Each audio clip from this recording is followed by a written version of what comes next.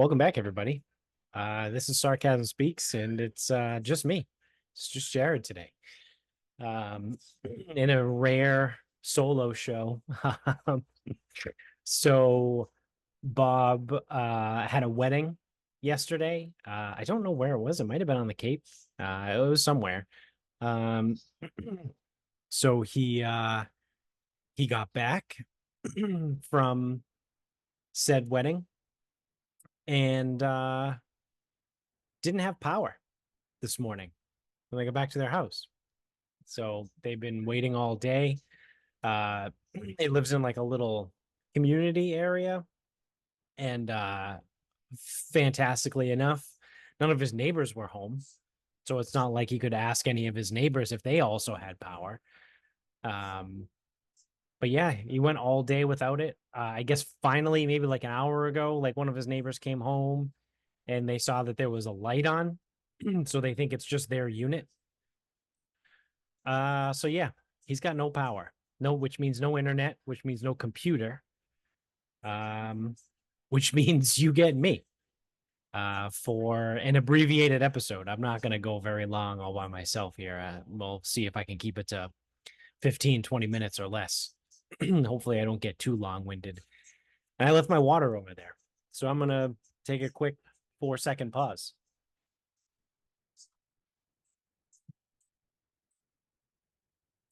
All right. It's a fantastic way to start out on a solo show. So we before I get into anything, we do have two loser laps to take. Actually, that might only be one loser lap. I gotta double check. So we had two people die since we last recorded, which I mean, in real life has been like a week and a half, 2 weeks. Um, yep. So Willie Mays died. So that's a hit on the death pool for Nick. But then Donald Sutherland also died. Um, famous for a lot of things, really. But one of the more recent ones I would say would be the Hunger Games. He was President Snow in the Hunger Games. He's also Kiefer Sutherland's father. Um, he was the grandfather in Beer Fest. He's been in a lot of things. He was in Animal House. I mean, just looking at his IMDb here, it's vast. So there's a solid chance that you've seen at least one, if not multiple movies that Donald Sutherland has been in. Uh, so he died since we last recorded. Um, no one had him.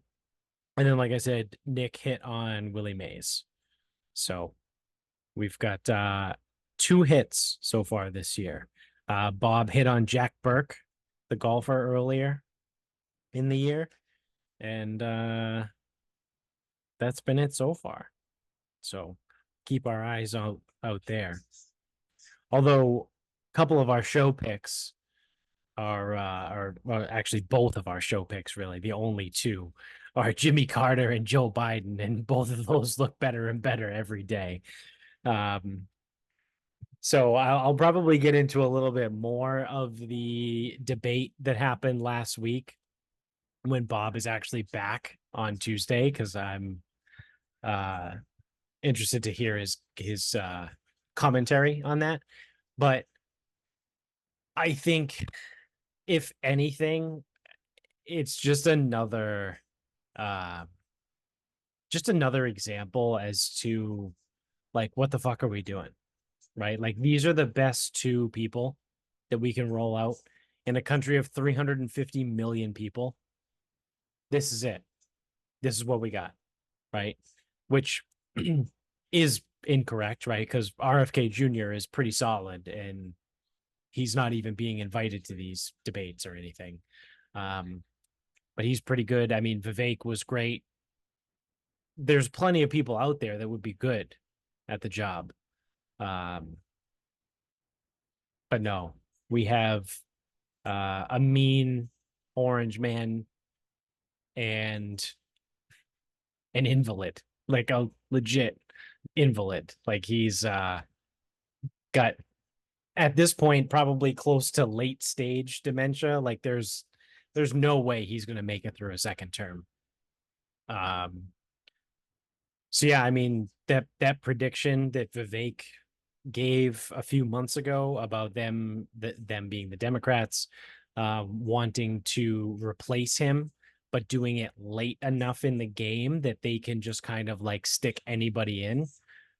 Certainly seems like it's trending that way. Like maybe Vivek was onto something there. So we'll see. There's also rumors that he might be the VP for Trump. And in that case, I will be voting for Trump because I am on record on this show saying that if Vivek makes it onto a ticket, that's who I'm voting for. So that is what I'm going to do.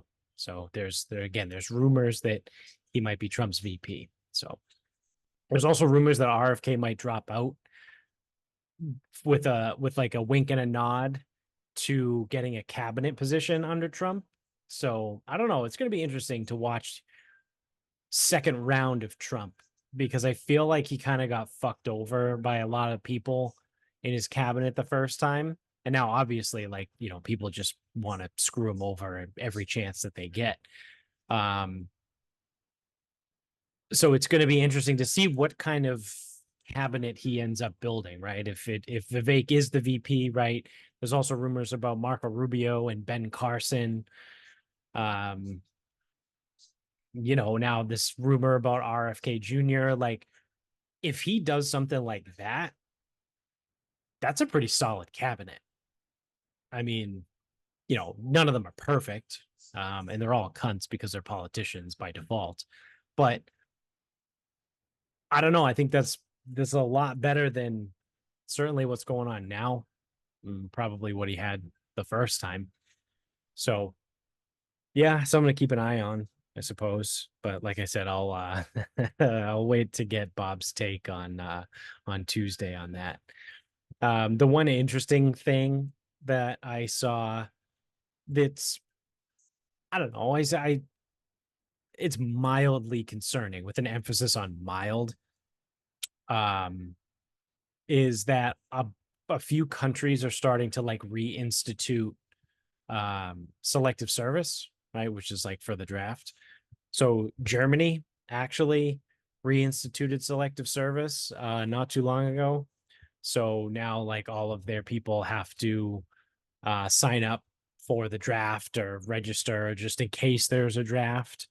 And likewise, something has been going on in the United States about registering for selective service.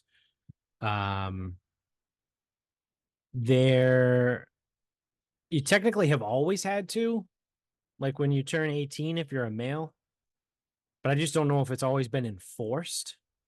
But something happened recently. Yeah, the US House passed a bill automatically. Oh, this is automatically registering men 18 to 26 for the draft.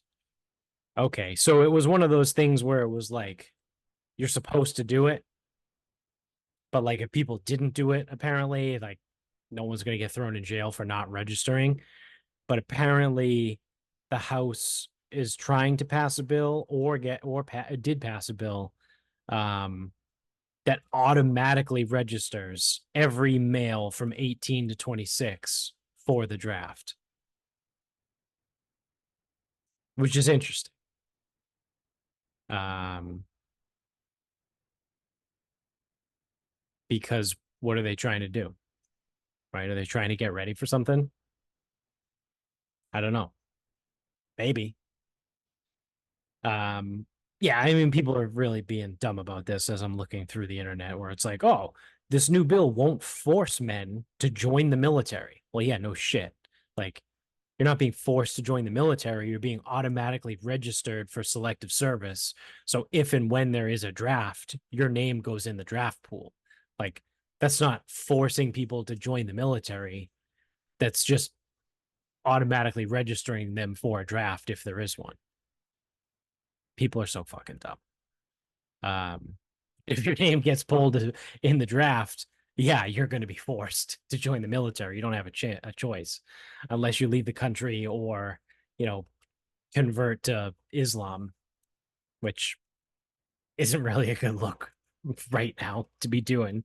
Um, but yeah, so I mean, Germany reinstituted it. The United States, again, has always had it, but now passed a bill that automatically registers everyone, right? So if there are people that didn't, I signed up when I registered to vote.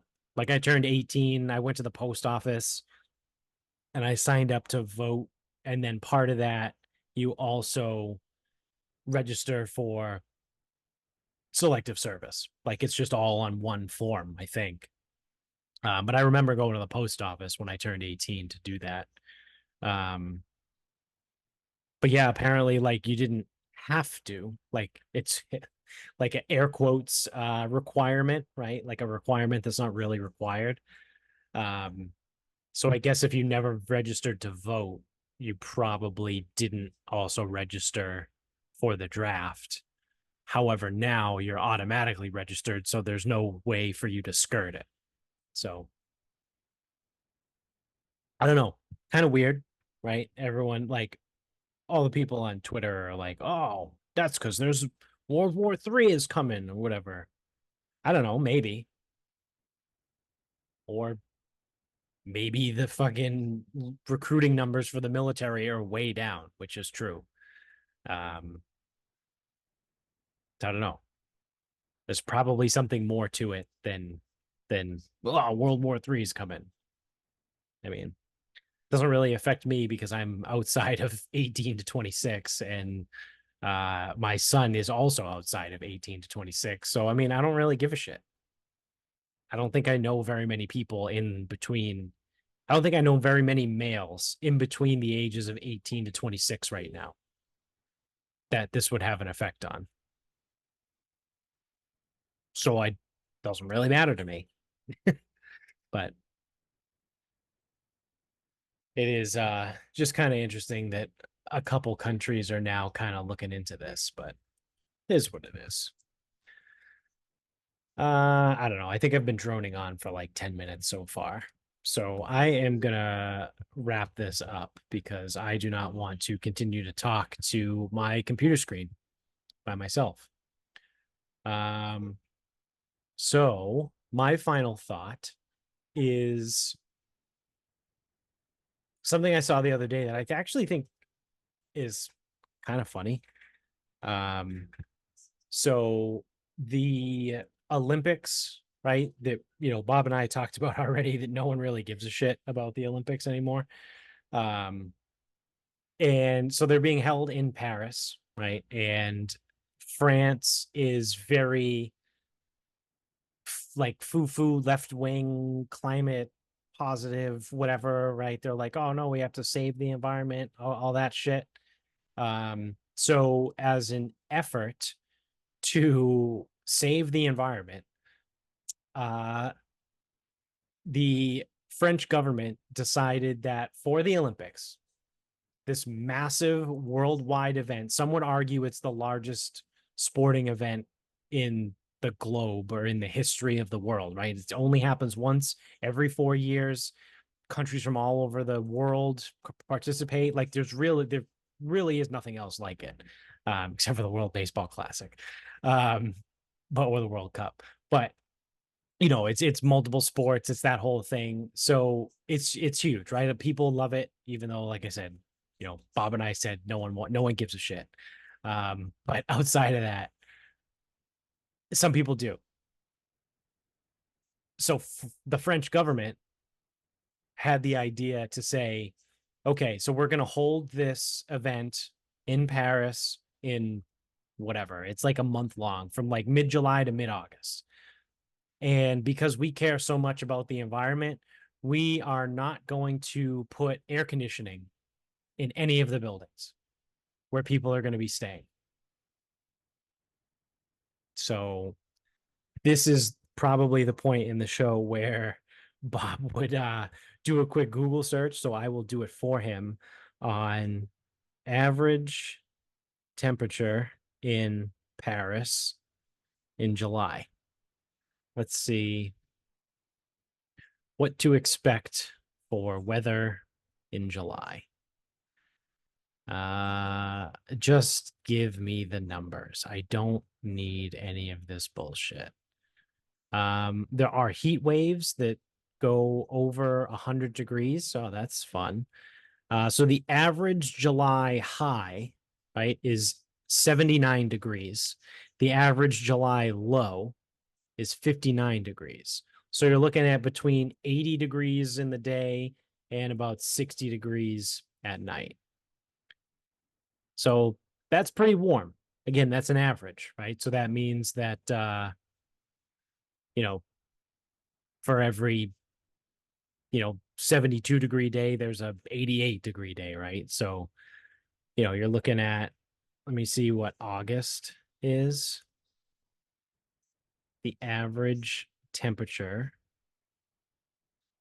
in August is a little bit warmer. It's 81 degrees. So you're looking at an average daytime temperature of 80 degrees, right? Between the 2 months, right? If you say mid-July to mid-August.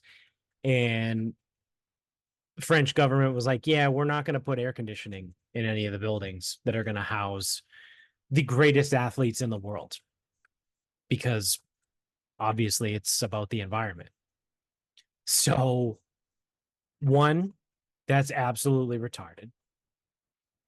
Two, because of that, the United States has come out and announced that they're just going to bring their own AC units.